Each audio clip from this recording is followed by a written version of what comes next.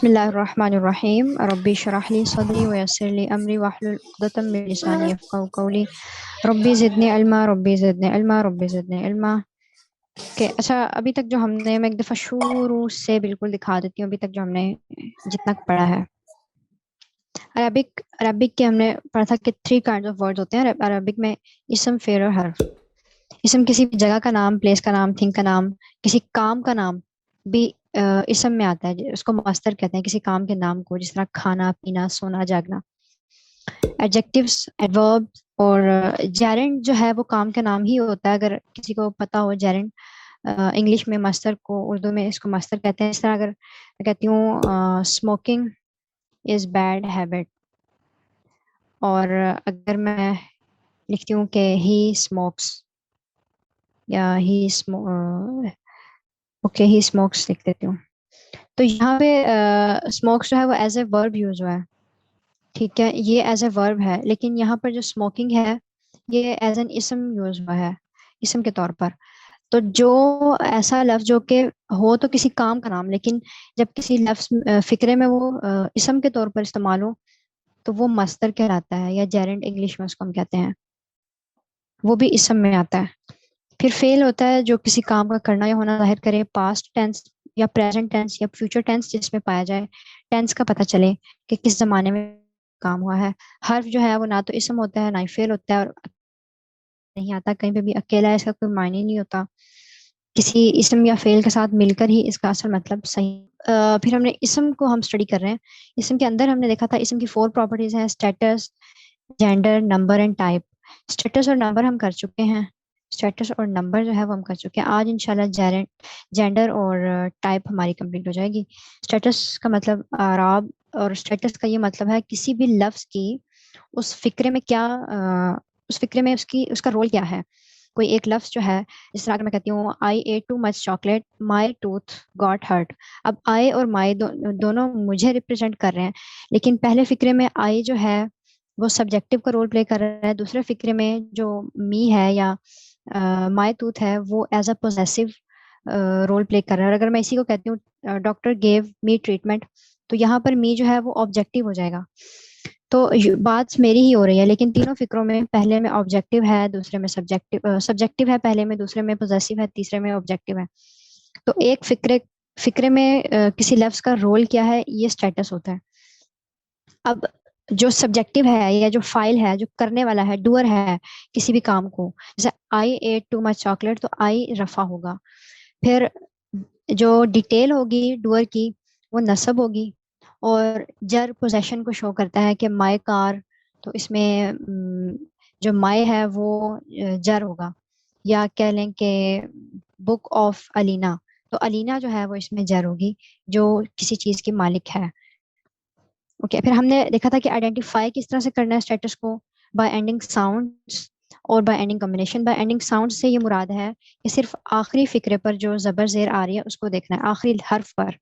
इस तरह यहाँ पर रफा में मुस्लिमुन, नसब जो है मुस्लिमन, और जर जो है वो मुस्लिमीन है। मुस्लिमुन, मुस्लिमान, मुस्लिमीन। मुस्लिमुन रफा है, मुस्लिमन नसब है, और मुस्लिमीन जर है। तो एंडिंग साउंड्स हम देख रहे हैं कि ओ आएगा या उन आएगा तो वो रफा होगा, आ आएगा या अन आएगा तो वो नसब होगा, ई आएगा या इन आएगा तो वो जर होगा।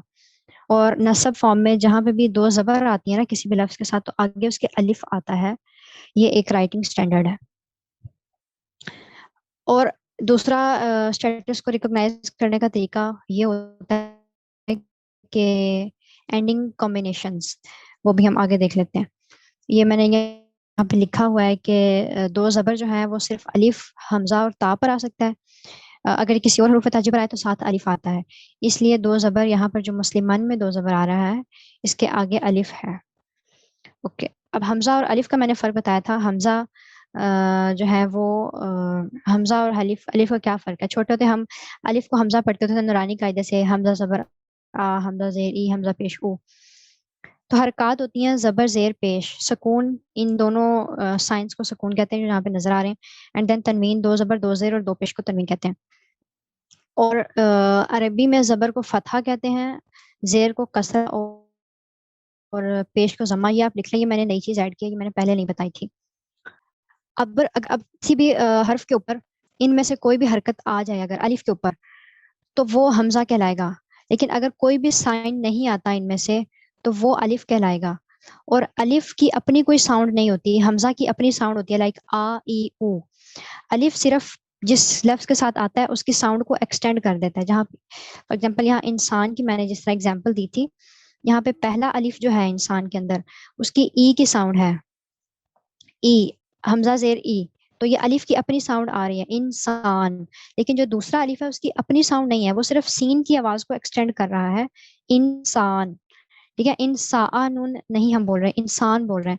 अगर इंसानुन होता यहाँ पर, यानी अलिफ के ऊपर जबर होती, तो यहाँ पर ये इंसानुन बन जाता, तो फिर ये हमजा कहलाता।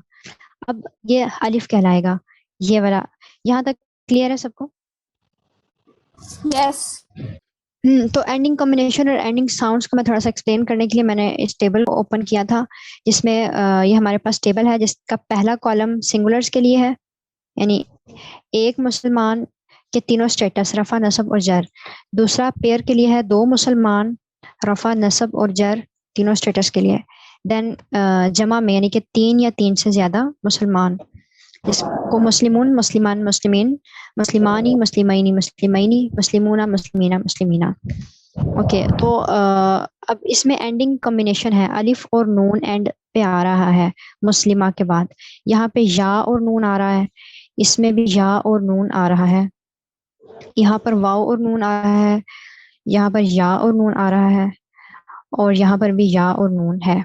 ये कॉम्बिनेशन इसलिए मैंने इनको बोला, यहाँ पे तो सिर्फ मीम को हम देख रहे हैं, मीम के ऊपर क्या है, मीम के ऊपर क्या है, मीम के ऊपर क्या है, सिर्फ एक लफ्ज को देखा, तो इसलिए मैंने इसको एंडिंग साउंड बोला था। अगले दो को एंडिंग कॉम्बिनेशन इसलिए कहा, अगले दोनों कॉलम्स को, क्योंकि इसमें दो एक से ज्यादा लफ्ज यूज हो रहे हैं, अलिफ और नून।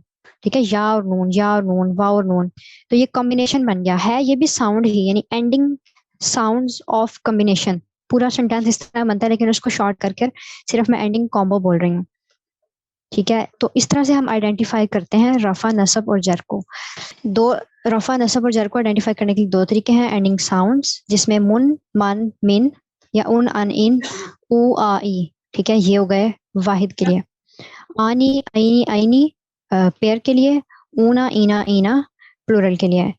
उसके बाद हमने देखा था कि फेमिनिन के चार्ट में, ओके फेमिनिन, अब ये मुजक्कर का चार्ट था ऊपर वाला, मोनस के चार्ट में भी सेम एंडिंग है सिंगुलर के लिए, तुन तन तिन, यानी कि उन अन इन, और आनी आईनी आईनी, लाइक मुस्लिमतानी मुस्लिमतैनी मुस्लिमतैनी। जस्ट जहाँ पे डिफरेंस है वो जमा की एंडिंग में है। आतुन रफा के लिए यूज होगा, और आतिन और आतिन नसब और जर दोनों के लिए आतिन यूज होगा। मुस्लिमातुन मुस्लिमातिन मुस्लिमातिन। ओके, तो ये हमारे पास एंडिंग साउंड्स और एंडिंग कॉम्बिनेशन हो गए कि रफा को स्टेटस को हमने रिकॉग्नाइज किस तरह से करना है। देन लाइट वर्सेस हैवी, जो कि हमने रीड किया था। लाइट वर्सेस हैवी में ये होता है कि जितने भी इन इस चार्ट में नून की एक्स्ट्रा साउंड है उसको रिमूव कर देना है। अगर मुस्लिम मुन है तो मुस्लिम मुंह कर देंगे, उन की साउंड जो नून की साउंड है उसे रिमूव कर देना है। मुस्लिमो मुस्लिमा मुस्लिमी, तो ये लाइट बन जाएगा। मुस्लिमानी में नून रिमूव कर देंगे, मुस्लिमा, तो ये लाइट हो जाएगा। मुस्लिमैनी में नून रिमूव कर देंगे एंड से सिर्फ नून, तो मुस्लिमई बन जाएगा। इसी तरह नेक्स्ट वाले में भी जस्ट नून, नून को रिमूव करेंगे तो वो मुस्लिमई, यहाँ पे भी नून रिमूव हो जाएगा तो मुस्लिमू बन जाएगा, मुस्लिमी और मुस्लिमी, तो ये लाइट हो जाएंगे। यानी कि एक्स्ट्रा वजन जो था वो हमने उतार दिया वर्ड्स का, तो वो पीछे लाइट वर्जन बच गया है। पेज 6 पर जितने भी टेबल हैं वो हैवी का टेबल था। देन लाइट बनाने के लिए हमने दो काम किए, एक तो उसकी तनवीन रिमूव की है, दूसरा एक्स्ट्रा नून रिमूव किया। तनवीन मैंने बताया था दो जबर दो जेर दो पेश को कहते हैं। तनवीन और एक्स्ट्रा नून को रिमूव कर दिया तो वो लाइट बन जाएगा। ओके, तनवीन रिमूव कर कर, यानी दो जबर दो पेश, दो पेश दो जबर और दो जेर को रिमूव कर कर एक पेश एक जबर और एक जेर लगा देंगे। ओके, किसी भी लफ्ज को लाइट बनाने के लिए 4 रीजंस होती हैं वो कि हम लाइट क्यों बनाते हैं। वैसे तो जो डिफॉल्ट फॉर्म है लफ्ज की वो हैवी ही है, मोस्ट ऑफ द वर्ड्स जो है वो हैवी फॉर्म में ही आते हैं। कोई रीजन होती है जिसकी वजह से वो लाइट फॉर्म में कन्वर्ट हो जाते हैं, और वो रीजन 4 रीजन है, उन रीजन को भी हमने नहीं पढ़ा, ये नेक्स्ट राउंड में हम पढ़ेंगे इंशाल्लाह। वो रीजन क्या होते हैं वो मैं बाद में देखेंगे। और अगर अल आ जाए किसी भी लफ्ज के साथ तो उसकी लाइट और हैवी की डिस्कशन इररेलेवेंट हो जाती है। लाइक अगर अल मुस्लिम हो जाए तो मैं ये नहीं कहूँगी कि ये लाइट है या हैवी है, मैं कहूँगी कि ये इररेलेवेंट है लाइट और हैवी के पर्सपेक्टिव में। तो ये लाइट वाला चार्ट है जी, मुस्लिमो, मुस्लिमा, मुस्लिमी, मुस्लिमा, मुस्लिमई, मुस्लिमई, मुस्लिमो, मुस्लिमी, मुस्लिमी। और अल के साथ तनवीन नहीं आ सकती किसी भी लफ्ज में, चाहे वो लाइट है, हैवी है, दुनिया का जो भी लफ्ज है। अगर अल आ जाए उस लफ्ज के शुरू में तो उसके आखिर में तनवीन नहीं आएगी। Okay, next move to flexibility. Flexibility में हमारे पास स्टेटस की फ्लेक्सिबिलिटी है कि क्या जो स्टेटस है वो हमारे पास कोई लफ्ज किस स्टेटस में एग्जिस्ट कर सकता है। फ्लेक्सिबल कितना है कि वो तीनों स्टेटस को अडॉप्ट कर सके। अगर कोई लफ्ज जो है वो तीनों स्टेटस में अकर कर सके, जिस तरह मोहम्मदुन, मोहम्मदन, मोहम्मदिन, तीनों आ गई फॉर्म्स इसकी, तो वो फुली फ्लेक्सिबल होगा। लेकिन अगर कोई लफ्ज जो है वो तीनों फॉर्म्स में नहीं आ सकता, सिर्फ 2 फॉर्म्स में आ सकता है, रफा और नसब की, जो उसकी जर वाली फॉर्म होगी वो सेम होगी जो नसब की होती है, तो वो पार्टली फ्लेक्सिबल है। लाइक यूसुफू, यूसुफा, यूसुफा। ठीक है, यहाँ पे मैं यूसुफी नहीं बोलूंगी। इब्राहिमू, इब्राहिमा, इब्राहिमी। नॉन फ्लेक्सिबल ये होते हैं जो कि सिर्फ एक ही फॉर्म में एग्जिस्ट कर सकते हैं। लाइक इसकी एग्जांपल में मूसा है, जिसमें लफ्ज के आखिर में या आएगा या अलिफ आएगा, तो वो नॉन फ्लेक्सिबल होगा। लाइक मूसा, याहया, जकरिया, ईसा। तो इसको मूसू या मूसी आपने कभी नहीं सुना होगा कहीं पे भी, कुरान में भी या कहीं। मूसा ही होता है ये फॉर्म, ये जिस भी फॉर्म में होगा, बस इसकी नसब भी, जर भी और रफा तीनों फॉर्म में ये मूसा ही रहेगा। मूसा, मूसा, मूसा। एक और चीज मैंने उन लोगों के लिए ऐड किया जिन्होंने पहले से ये लेक्चर लिया हुआ है, उन लोगों के लिए है। जिन्होंने पिछले लेक्चर नहीं लिए उन्होंने इस बात पे कंफ्यूज नहीं होना, उन्होंने सिर्फ इस चीज को इग्नोर करना है। फ्लेक्सिबिलिटी जो है ना वो सिर्फ एंडिंग साउंड्स से रिलेटेड है, एंडिंग कॉम्बिनेशन से रिलेटेड नहीं है। यानी कि सिर्फ सिंगुलर जो होंगे वो, और ब्रोकन प्लूरल्स जो मैंने बताया था, ब्रोकन प्लूरल्स की भी एंडिंग साउंड्स होती हैं, ये सिर्फ उनसे रिलेटेड है। और दूसरा ये कि जब किसी लफ्ज के साथ अल आ जाएगा तो वो पार्टली फ्लेक्सिबल भी अगर होगा तो वो फुली फ्लेक्सिबल बन जाएगा। इस तरह अल पाकिस्तानू, अल पाकिस्ताना, अल पाकिस्तानी। लेकिन अगर अल हटा देंगे तो ये पाकिस्तानू, पाकिस्ताना, पाकिस्तान ना, नसब और जर दोनों में सेम रहेगा। उसके बाद हमने कल नंबर वाली बात की थी, तादाद यानी इसम सिंगुलर। अच्छा, यहाँ तक किसी को कोई प्रॉब्लम हो? कल हमने नंबर को पढ़ा था। नंबर में हमारे पास 3 टाइप्स हैं, सिंगुलर, पेयर और प्लूरल। ठीक है, सिंगुलर में कुछ भी ऐसा मजीद नहीं है जो हम पढ़ें जिसको वो जस्ट जो हमने पढ़ लिया रफा में, उसमें स्टेटस में जो हमने पढ़ लिया है ना, मुस्लिमून, मुस्लिमान, मुस्लिमीन, बस वही सिंगुलर का है। और फीमेल वाले चार्ट में मुस्लिमातुन, मुस्लिमातन, मुस्लिमतिन, दैट्स ऑल। और मैस्कुलिन जो हमारे रेगुलर मैस्कुलिन हैं जो हमारे चार्ट में एग्जिस्ट करते हैं, ठीक है, ये वाले मुस्लिमूना, मुस्लिमीना, मुस्लिमीना और मुस्लिमातुन, मुस्लिमातिन, मुस्लिमातिन, ये प्लूरल और ये प्लूरल, इसको भी अब मजीद पढ़ने की जरूरत नहीं है, ये इतने ही हैं, इन्हें रेगुलर कहते हैं। और मैस्कुलिन प्लूरल रेगुलर और फेमिनिन प्लूरल रेगुलर जो मुस्लिमातुन, मुस्लिमातिन, मुस्लिमातिन है, ये हो गए। ये 3 तो हमने स्टेटस में ही पढ़ लिए, इन्हें पढ़ने की जरूरत ही नहीं थी। हमने जो कल पढ़ा था वो सिर्फ ब्रोकन प्लूरल्स पढ़ा था। आज मैं इसमें एक और चीज ऐड कर रही हूँ, प्लूरल बाय मीनिंग, जिसका मीनिंग ही मतलब के प्लूरल बन रहा हो, लेकिन वो हो बेशक प्लूरल नहीं। देखने में कौमुन हमें एक लफ्ज लग रहा है, लेकिन कौम जो है वो एक प्लूरल होती है, कलेक्टिव नाउन है आप कह सकते हैं। तो ये लफ्ज प्लूरल होगा। नासुन प्लूरल होगा और कर्नुन, 3 लफ्ज हैं इसमें, सिर्फ ये आप नोट कर लें। कर्ण, कौम कहते हैं पीपल को, नेशन को। नास लोगों को कहते हैं, पीपल अगेन। कर्ण जनरेशन होती है, जिस तरह हम कहते हैं आजकल की जनरेशन बड़ी बिगड़ी हुई है, तो वो कर्ण होगा।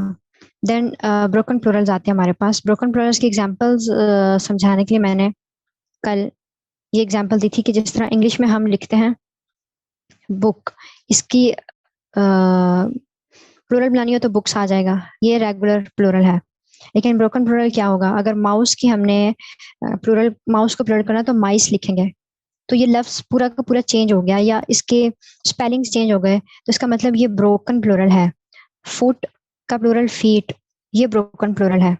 तो इसी तरह अरेबिक में भी जहां पर लफ्ज चेंज हो जाए या लफ्ज के अंदर कुछ ऐड हो जाए या कुछ खत्म हो जाए तो वो ब्रोकन प्लूरल कहलाता है। जिस तरह कल मैंने एग्जांपल दी थी मस्जिद, मस्जिदुन, ये एक मस्जिद के लिए है, और मसाजिद हम बोलते हैं, उर्दू में भी बोलते हैं मसाजिद।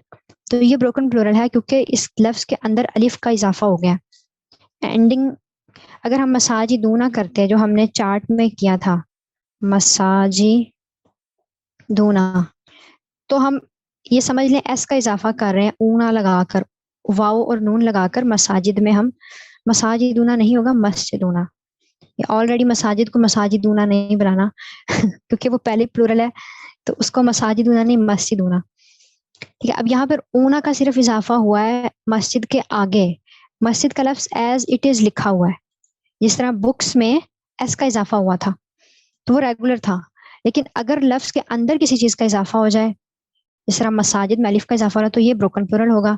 एक और एग्जांपल इसकी मैंने दी थी, कुतुबुन, किताब की ये जमा है जी, किताब भी मैं यहाँ लिख देती हूँ, किताबुन, किताबुन की जमा है कुतुबुन। अब यहाँ से अलिफ निकल गया है तो ये भी ब्रोकन प्लूरल है क्योंकि लफ्ज के दरमियान में कोई चेंजिंग आ गई है, तो ये ब्रोकन प्लूरल होगा।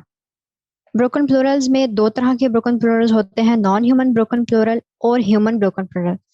नॉन ह्यूमन ब्रोकन प्लूरल्स में आ गई किताब, मस्जिद, कुतुब और मसाजिद, लाइक जो मैंने एग्जांपल दी, और यहाँ मैं लिख भी देती हूँ इसके आगे एग्जांपल में, कुतुब या और मसाजिद, ये आप लोग नोट करते जाएं। और ह्यूमन ब्रोकन प्लूरल्स में मैं एग्जांपल लिख देती हूँ, रसूल, ये रसूल की जमा है, रसूल की जमा, ठीक है ना, रसूल की जमा है रसूल, वाव मैं हटा रही हूँ तो ये रसूल बन जाएगा, रसूलन। ये ह्यूमन ब्रोकन प्लूरल है। या इसमें वैसे ह्यूमन ब्रोकन प्लूरल्स में ह्यूमन में तीन चीजें शामिल हो जाती हैं, इंटेलेक्चुअल बीइंग्स यानी कि फरिश्ते, जिन और इंसान, इनमें से किसी का भी नाम आए या कुछ भी ऐसा आए तो वो ह्यूमन ब्रोकन प्लूरल में कंसिडर होगा। अब मैंने ये बताया था कि जो ब्रोकन प्लूरल्स हैं, ह्यूमन ब्रोकन प्लूरल्स, उनको सिंगुलर और फेमिनिन ट्रीट किया जाएगा हमेशा,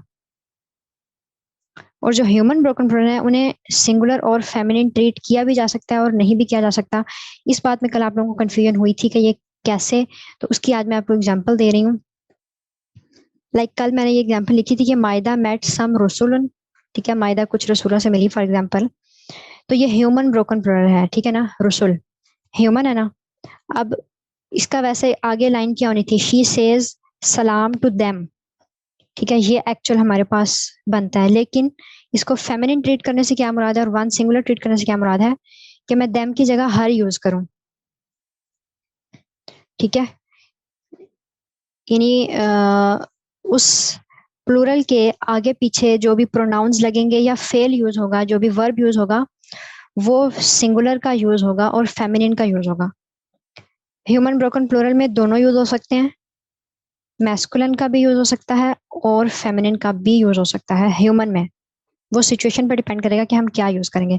लेकिन जो नॉन ह्यूमन चीजें होंगी, कुतुबुन, मसाजिदुन, इस तरह की जो भी चीजें होंगी, उन्हें हमेशा हम सिंगुलर और फेमिनिन ही ट्रीट करेंगे। लाइक मरियम बोरोड सम कुतुब, कुतुबुन, ये नॉन ह्यूमन ब्रोकन प्लूरल है जो कुतुब है। तो शी रीड देम, वैसे तो इंग्लिश में हम she read them and return them बोलेंगे, लेकिन यहाँ देम यूज नहीं होगा, अरेबिक में हर यूज होगा, she read her and return her, यानी सिंगुलर भी हो गया हर और फेमिनिन भी हो गया। सिंगुलर और फेमिनिन ट्रीट करने का ये मतलब है ब्रोकन प्लूरल्स को। तो यहाँ तक तो हमारी रिवीजन थी। आज हमने जेंडर को रीड करना, ये मैं नेक्स्ट सेशन स्टार्ट करती हूँ, उसके लिए 1 मिनट ही रह गया, वैसे भी मीटिंग का टाइम एंड होने में, ठीक है, आप लोग दोबारा ज्वाइन कर लीजिएगा।